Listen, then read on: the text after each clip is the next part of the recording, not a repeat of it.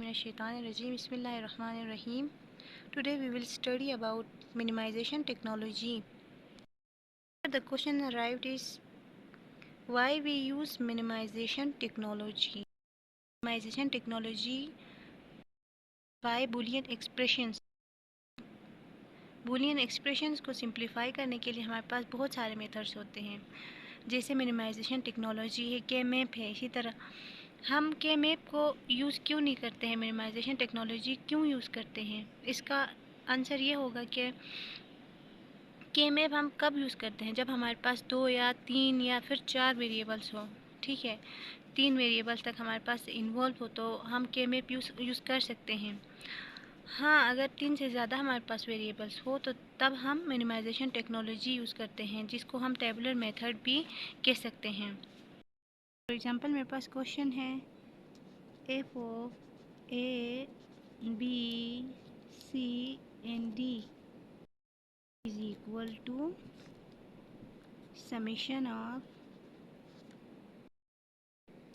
0 1 3 7 9 8 11 और 15 हमारे पास ये क्वेश्चन है। इसको हमने मिनिमाइजेशन टेक्नोलॉजी के ज़रिए सॉल्व करना है।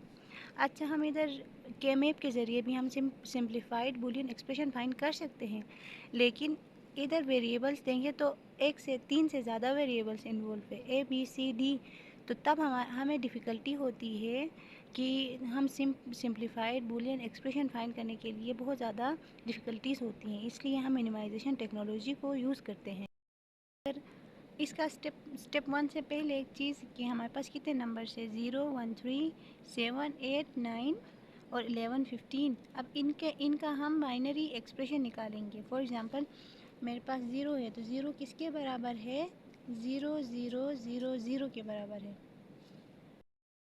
ठीक है, ये ए है, ये बी है, ये सी है और ये डी है। तो इधर नंबरिंग में 0 है तो ए बी सी डी सारे 0 है, मतलब इसका मतलब ये है कि ये 1 है, ये 2 है, ये 4 है और ये 8 है। और उसके बाद 1 है, 1 है तो 1 की जगह पे 1 आएगा, बाकी तीनों ए बी सी की जगह पे 0 आएंगे। और उसके बाद हमारे पास 3 है, 1 + 2 3, तो 1 1 और 0 0। उसके बाद मेरे पास है 7 7, 8 की जगह पे 0 आएगा, 4 की जगह पे 1 और 4 + 3 7। उसके बाद मेरे पास है 8 1 0 0 0 और उसके बाद मेरे पास है 9 9 = 1 0 0 1 और 11 11 = 8 9 10 11 1 is 15, which is equal to 1 1 1 and 1। Technology का स्टेप नंबर 1 हमारे पास, हमने इसके अंदर टेबल्स बनानी होती है। टेक्नोलॉजी के अंदर हमने ग्रुप्स बनाने होते हैं, यानी कि स्टेप बाय स्टेप हमने क्या कहते हैं, टेबल्स बनाने होते हैं, जिसके अंदर 3 3 हमारे पास रोज़ होती हैं, जिसमें पहला रो ग्रुप का होता है, दूसरा रो मिड टर्म का होता है, तीसरा रो बाइनरी रिप्रेजेंटेशन का होता है। ग्रुप इधर देखना होता है कि ये जो 1 है वो एक दफ़ा किस में है, और अब देखो तो 0 दफ़ा इसमें है, एक दफ़ा 1 में है और 8 में है। इसी तरह 2 दफ़ा कौन से नंबर में है, 3 दफ़ा कौन से नंबर में है, फिर 4 दफ़ा कौन से नंबर में है। इसी तरह अलग अलग हमने ग्रुप्स बनाने होते हैं 1 बाय 1। पहले 0 का एक ग्रुप बनाया, फिर 1 1 का एक ग्रुप बनाया, फिर 2 का एक ग्रुप बनाया, फिर 3 का बनाया और फिर 4 का बनाया। इसमें हमारे पास टोटल 5 ग्रुप्स बनेंगे, 0 1 2 3 और 4। हमने ग्रुप्स बनाने होते हैं, जैसे 0 के अंदर हमारे पास सिर्फ M0 ही था, यानी कि 0 के अंदर 4 ज़ीरोस आते हैं, मतलब 0 के अंदर सारे टर्म 0 होते हैं, वरना किसी और में सारे टर्म 0 नहीं है। देखें तो उसके बाद जहाँ जहाँ वन वन है, मतलब एक ही दफ़ा वन है, उसमें देखें तो हमारे पास एक वन था जिसके अंदर एक ही दफ़ा वन था, और हमारे पास 8 था जिसमें एक ही दफ़ा वन था। तो इसी तरह हमने ग्रुपिंग में लिखा है, जिसका बाइनरी ट्रम भी लिखा है, बाइनरी रिप्रेजेंटेशन भी लिखा है, उसके बाद कि वो कौन कौन से में है ये भी लिखा है, जिसको हम ट्रम बोलेंगे, और हमने ग्रुपिंग भी की है। आगे फर्दर करेंगे, यानी कि दो दफ़ा वंस किस में है वो लिखेंगे 2 में, फिर 3 में लिखेंगे 3 दफ़ा वंस किस में है, जैसे इसमें है 11 में 3 दफ़ा वन है, 7 में 3 दफ़ा वन है, इसी तरह फिर लास्ट 4th ग्रुप में लिखेंगे कि हमारे पास 4 दफ़ा वन किस में है, तो 15 अकेला है जिसके अंदर 4 वंस हैं। आप लोग इधर देख सकते हैं कि मैंने 2 का अलग ग्रुप बनाया है, 3 का अलग ग्रुप बनाया है, 4 का अलग, इसी तरह मैंने ग्रुप्स बनाए हैं। अब फर्दर आगे क्या करना है वो अगले टेबल में मैं आप लोग को समझाऊंगी। जैसे कि देखिए मैंने इधर एक टेबल बनाया है। अब इसके अंदर 3 कॉलम्स हैं, पहला ग्रुप है, दूसरा मैच पेयर है, और तीसरा फिर से बाइनरी रिप्रेजेंटेशन है। ग्रुप में हम उसी तरह हम 0 ग्रुप, 1 ग्रुप, 2 ग्रुप, 3 ग्रुप तक बनाएंगे। अब मैच पेयर में हम कैसे मैच करेंगे, जैसे देखें तो इधर M0 है, M0 को करना है हमने M1 के साथ भी, M8 के साथ भी मैच करना है, यानी कि इन दोनों को इस तरह से ऐड करना है। किस तरह ऐड करना है वो मैं आगे समझा दूंगी। फ़िलहाल ये समझें कि 0 को 1 के साथ करना है, 1 को 2 के साथ करना है, 2 को 3 के साथ, 3 को 4 के साथ, इसी तरह 0 के अंदर जितने टर्म्स होंगे उनको 1 के साथ करना है। 0 को 1 के साथ भी करेंगे, इसी 0 को हम 8 के साथ भी करेंगे। कैसे? 0 को इस तरह 1 के साथ भी करेंगे, फिर इसी 0 को हम 8 के साथ भी करेंगे। अब फिर 1 को 2 के साथ करना है ना, तो फिर 1 को 3 के साथ 9 के साथ भी करें, 3 के साथ 9 के साथ दोनों के साथ करेंगे, फिर 8 को भी 3 के साथ 9 के साथ दोनों के साथ करेंगे, यानी M1 को M3 के साथ भी, M9 के साथ भी, इसी तरह M8 को M3 के साथ भी, M9 के साथ भी। फिर फर्दर इसी तरह कंटिन्यू करेंगे, हम M3 को M7 के साथ भी, M11 के साथ भी, M9 को M7 के साथ और M11 के साथ भी, फिर इसी तरह M7 को M5 के साथ, M11 को M5 के साथ। अब 0 ग्रुप के अंदर फॉर एग्जांपल मेरे पास 0 ग्रुप के अंदर M1 M0 को मैं करती हूँ, M0 को मैं करती हूँ M1 के साथ, M0 को हमें मैच करती हूँ M1 के साथ। अब M9 के साथ बाइनरी, इसका बाइनरी रिप्रेजेंटेशन मैच तो किया, अब इसका बाइनरी रिप्रेजेंटेशन किस तरह का होगा ये देखेंगे आप। M0 को मैंने करना है M1 के साथ, है ना, M0 को मैंने करना है M1 के साथ, तो अब 0 0 है, 0 के सामने क्या है, 0 है, 0 के सामने 0 है, 0 के सामने 0 है, तो 0 0 0 3 0 ऐसे ही आएंगे। लेकिन आप इधर देखिए तो ये चेंज हो रहा है, वैल्यू चेंज हो रही है, ऊपर 0 था नीचे आके 1 है, तो इसकी जगह पे हमारे पास एक डैश आएगा। 3 0 तो पहले आए थे, 0 0 0, और इधर वैल्यू चेंज हो रही थी, 0 और 1 चेंज हो रहा था, तो इसकी जगह पे मैं लिखूंगी एक डैश तरह। अब M0 को मैं करूंगी M8 के साथ। अगर मैं M0 को M8 के साथ करती हूँ तो 0 और 0 देखिए, 0 और 0 देखिए, 0 और 0 देखिए, 3 0 लास्ट वाले 3 0 सेम है, लेकिन शुरू वाला डिफरेंट है, 0 और 1 वैल्यू चेंज हो रही है, तो शुरू में मैं एक डैश लिखूंगी, बाकी 3 0 लिखूंगी। 0 ग्रुप के अंदर M0 को मैंने कराया था M8 के साथ, तो शुरू में मेरे पास एक डैश आया था, बाकी 3 0 आ रहे थे। देखें तो मैंने बिल्कुल इसी तरह से जैसे M0 और M1, M0 और M8 को कंपेयर कराया था, इसी तरह से मैंने M1 और M3 को, M1 और M3 को, और M1 और M9 को कंपेयर कराया है। अब मैं क्या करूँगी, M8 को फिर से M3 और M9 के साथ कंपेयर कराऊँगी। अगर मैं M8 को कंपेयर कराऊँगी M9 के साथ, तो M8 किधर है मेरे पास, M8 ये रहा, M8 को M3 के साथ और M9 के साथ कंपेयर कराने की, तो M8 को अगर M8 को मैं M3 के साथ कंपेयर करा रही हूँ, तो 0 और 1, 0 और 1, 1 और 0, इसके अंदर 3 दफ़ा चेंज आ रहा है, तो इसका मतलब ये हुआ कि ये कैंसिल होता है, इसको हम लिखते नहीं हैं, यानी कि इसके अंदर एक दफ़ा भी नहीं, 2 दफ़ा भी नहीं, 3 दफ़ा चेंज आ रहा है, तो फिर ये इसको हम नहीं लिखते, समझे, बस इसको हम नहीं लिखते हैं, क्योंकि इसके अंदर 3 डैशेस हमारे पास आती हैं। ये हम इसको स्किप करेंगे और M8 को M9 के साथ कंपेयर कराएंगे। M8 को हम इस M8 को M9 के साथ अगर कंपेयर कराते हैं तो 0 और 1 0 0 0 0 1 1 इसके अंदर देखिए तो हमारे पास एक ही दफ़ा चेंज आ रहा है जो कि लास्ट में है, लास्ट में डैश, उसके बाद 2 ज़ीरोस और एक 1 है। इस तरह से M8 को M9 के साथ हमने कंपेयर करा भी दिया, जिसका रिज़ल्ट हमारे पास 100 और डैश आ रहा था। स्टेप भी कंप्लीट हो चुका है, ये भी और ये भी। अब याद रखें इस तरह टिक लगाना ना भूलिएगा, ये टिक लगाना भी इसके अंदर ही आता है। अब फर्दर हम कंपैरिजन कराएंगे M3 को M7 के साथ, M11 के साथ, फिर इसी M9 को M7 के साथ, M11 के साथ, फिर M7 को 15 के साथ, अच्छा ये 15 है, ठीक है, 15 के साथ हम इसी तरह कंपैरिजन कराएंगे। अब जैसे मैंने इधर बोला था कि 2 या फिर 2 से ज़्यादा चेंजिंग्स आए तो उसको हम स्किप करते हैं, ये बात आप इधर याद रखें। अगर 2 से ज़्यादा इसके अंदर कोई चेंजिंग्स आ रही हैं तो उसको हमने लिखना नहीं है, उसको हमने स्किप करना है और फर्दर कंटिन्यू करना है। इस तरह देखिए मैंने कंपैरिजंस कराई हैं लास्ट तक, M15 तक मैंने कंपैरिजंस कराई हैं, ठीक है।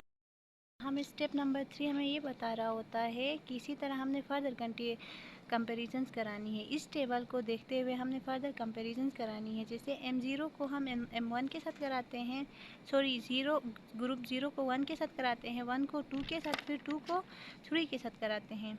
मेरा नेक्स्ट स्टेप में आप लोगों को अच्छा टेबल बना के समझाती हूँ। देखिए तो मैंने ये टेबल बनाया है, इसके अंदर फिर से वहीं ग्रुप है, मैच्ड पेयर है और बाइनरी रिप्रेजेंटेशन है। तो मैं फर्दर उन ग्रुप्स को पिछले वाले टेबल के अंदर जितने ग्रुप बने थे उनको कंपेयर कराऊंगी, कंपैरिजन के बाद फर्दर ग्रुप्स बनाऊंगी। और हमने ये किया था कि हमने कंपैरिजन कराया था और हमारे पास 3-4 ग्रुप्स आए थे। अब इन्हीं ग्रुप्स को हम फिर से कंपैरिजन कराएंगे, जैसे M0 को M1 के साथ, M1 को M2 के साथ और M2 को M3 के साथ। तो 0 के अंदर हमारे पास कितने टर्म्स है, 2 टर्म्स है, तो M0 M1 को कराएंगे हम M1 M3 के साथ। अब इसके अंदर वही चीज़ देखेंगे कि अगर हमारे पास 2 से ज़्यादा, जैसे कि तीन नंबर्स के अंदर हमारे पास चेंजिंग आए तो उसको हम कैंसिल आउट करते हैं। जैसे इधर देखें तो ये डैश था, डैश के सामने 1 है तो, और इधर 0 है, 0 के सामने फिर से डैश है, तो इसके अंदर इस रो के अंदर हमारे पास 2 के अंदर चेंजिंग आ रही है, ठीक है। इसके अंदर हमारे पास दो वैल्यूज़ के अंदर चेंजिंग आ रही है, तो इसको हम कैंसिल आउट करेंगे। अब हम इस तरह से कुछ इस तरह से देखेंगे, देखो तो लास्ट में और शुरू में, इसके अंदर एक लास्ट में डैश है, एक शुरू में डैश है, तो अब इसके अंदर देखेंगे कि एक लास्ट में और एक शुरू में कहाँ पे डैश है। तो अगर हम पहले वाले का देखते हैं तो लास्ट में डैश इधर था, और सेकंड टर्म के अंदर देखते हैं तो लास्ट में डैश इधर था, ठीक है। तो इन दोनों को हम कंपेयर कराएंगे, ठीक है। हम अब इसके अंदर देखते हैं तो इधर डैश है और इधर डैश है, दोनों को कंपेयर कराएंगे तो हमारे पास एक डैश तो आ गया, ठीक है। अब ये इधर 2 0 इधर 2 0, ठीक है, 2 0 से आए, 0 0 की जगह पे 0 0 आया। अब इसके अंदर देखिए तो 0 और 1 है, ये चेंज हो रहा है, तो हमारे पास एक डैश आएगा, यानी कि शुरू में एक डैश आएगा, उसके बाद 2 ज़ीरोस आएंगे, उसके बाद फिर एक डैश आएगा। मैं आपको करके दिखाती हूँ। ग्रुप 0 के अंदर मेरे पास M0 M1 को मैंने कंपेयर कराना था M8 M9 के साथ। कंपेयर कराने से मेरे पास आया डैश 0 0 और डैश। कंपेयर कराना था, हमारे पास डैश 0 0 और डैश आया था अगले ग्रुप में। इससे पहले मैंने जिस टेबल को दिखाया था उसमें ये आया था। अब सेकंड कंपैरिजन हम किस बेस पे कराएंगे, हाँ हम इस बेस पे कराएंगे कि शुरू में डैश किस ग्रुप में है। देखें तो शुरू में डैश इधर चेक करें तो इसमें है, तो शुरू में डैश कैंसिल होकर एक डैश आया हमारे पास, उसके बाद 2 ज़ीरोस आए और 0 और 1 चेंज था, वैल्यू चेंज हो रही थी, इस वजह से हमारे पास एक डैश आया। तो M8 को मैंने कंपेयर कराना था M1 M9 के साथ, तो कराने से मेरे पास फिर से डैश 0 0 डैश आया। इसी तरह 0 को 1 के साथ हमने कंपेयर कराया, अब 1 को 2 के साथ कराएंगे। किस बेस पे कराएंगे वो मैंने पहले ही बताया है कि इसके अंदर हम डैशिस की जगहों को देखेंगे। अब देखो डैश की जगह क्या है, थर्ड नंबर पे यानी सी पे है ना, सी पे है, तो इसमें देखेंगे सी पे कहाँ है, सी पे इधर है, तो हम M1 M3 को कंपेयर कराएंगे M9 M11 से, तो हमारे पास क्या आएगा, एक डैश थर्ड नंबर पे एक डैश आएगा, 1 1 है तो 1 ही आएगा, फिर 0 0 है तो 0 आएगा, और 1 0 है, चेंज हो रही है वैल्यू, तो फर्स्ट पे एक डैश आएगा, उसके बाद 0 आएगा, एक डैश आएगा, फिर 1 आएगा। कराने के बाद M1 M3 को M9 M11 के साथ कंपेयर कराने के बाद मेरे पास आया डैश 0 डैश 1। इस तरह से फर्दर हम इस तरह कंपेरिजन्स कराएंगे। कंपेरिजन कराने के बाद हमारे पास रिज़ल्ट आएगा। कंपेरिजन के बाद इस स्टेप नंबर 3 में देखते हैं तो मेरे पास कुछ इस तरह का एक टेबल बनता है। अब इस टेबल के अंदर देखेंगे हम, देखें तो बाइनरी प्रेजेंटेशन के अंदर ये वैल्यूज़ 0 0 0 0 दोनों के अंदर सेम आ रही है, इसके अंदर 0 0 1 1 ये भी सेम आ रही है, फिर इसी के अंदर भी सेम आ रही है, तो ये हमारे पास लास्ट टेबल बन गया। अच्छा, हमें ये पता है कि ये A है, ये B है, ये C है और ये D है। तो अगर हमारे पास 0 आता है तो ये किसके बराबर होता है, A बार के। नहीं, अगर हमारे पास 1 आता है तो ये किसके बराबर होता है, A के। तो B की जगह पे हमारे पास 0 है, C की जगह पे हमारे पास 0 है, तो ये पूरा बराबर होगा B बार C बार। और देखिए तो ये B है, B की जगह पे 0 है तो B बार, और C डैश है और D हमारे पास 1 है, तो ये सिर्फ C के बराबर हुआ। और लास्ट में C और D, ये C और D के बराबर हुआ। कंफ्यूज ना होइएगा, ये 0 है, 1 है, 8 है, 9 है, और इधर देखिए 0 है, 1 है, 8 है, 9 है। इधर ये वैल्यूज़ और ये वैल्यूज़ सेम है, सिर्फ इनकी जगह तब्दील है, बाकी वैल्यूज़ सेम है। तो इधर कंफ्यूज ना होइएगा, इधर भी वही सीन है। स्टेप में क्या करना है, हमने इस टेबल को देखते हुए इस टेबल को हमने फिल करना है। फॉर एग्ज़ाम्पल अब 0 के अंदर क्या था, ग्रुप 0 के अंदर मेरे पास M0 था, M1 था, M8 था, M9 था, यानी कि 0 के अंदर 1 है, 1 के अंदर 1 है, और 8 के अंदर 1 है, और 9 के अंदर 1 है। देखिए तो 0 के अंदर मेरे पास 1 है, उसके बाद 1 के अंदर 1 है, 1 के अंदर 1 है, और उसके बाद है मेरे पास 8 और 9 के अंदर 1 है, तो 8 और 9 के अंदर 1 है। और ग्रुप 1 के अंदर, नेक्स्ट ग्रुप के अंदर हम देखते हैं तो 1 के अंदर 1 है, 3 के अंदर है, 9 के अंदर है, 11 के अंदर है। अच्छा, नेक्स्ट ग्रुप के अंदर देखें तो 1 के अंदर मेरे पास 1 है, 3 के अंदर है, और 9 और 11 के अंदर है, 9 और 11 के अंदर मेरे पास 1 है। और थर्ड ग्रुप में अगर मैं देखती हूँ तो मेरे पास, आप देखिए 3 के अंदर है, 11 के अंदर है, 7 के अंदर और 15 के अंदर है। 3 11 और 7 और 15 के अंदर मेरे पास 1 है। इस तरह का मेरे पास एक टेबल बन, टेबल के अंदर देखते हैं कि एक ही दफ़ा 1 किस किस रो में है। एक ही दफ़ा 1 0 के अंदर है, और एक ही दफ़ा 1 15 के अंदर है, और 8 के अंदर है। एक ही दफ़ा 1 0 के अंदर है, और 8 के अंदर है, और इधर 15 के अंदर है। ठीक है, अब इसके अंदर क्या करना है, अच्छा, और 7 के अंदर है। तो हमने पेयर्स बनानी होती हैं। देखिए तो मतलब एक दफ़ा 1 कहाँ कहाँ पे है, एक दफ़ा 1 0 के अंदर है, और 8 के अंदर है, इस रो के अंदर है एक दफ़ा 1, और 3 के अंदर, थर्ड ग्रुप के अंदर एक दफ़ा 1 है, और बीच वाले ग्रुप के अंदर दो दफ़ा 1 है ना। तो क्या करेंगे, इसमें इस तरह से हम इसको हाईलाइट करेंगे, और इसमें इस तरह से हम इसको हाईलाइट करेंगे। ठीक है, तो हमने इधर 1 1 किस बेस पे डाली थी, इस बेस पे हमने 1 1 डाली थी, तो B बार C बार, ये जो हाईलाइटेड पार्ट है ये हमारे पास एसेंशियल है। अच्छा, हमारे पास इसके अंदर एक एसेंशियल होता है, एक नॉन एसेंशियल होता है।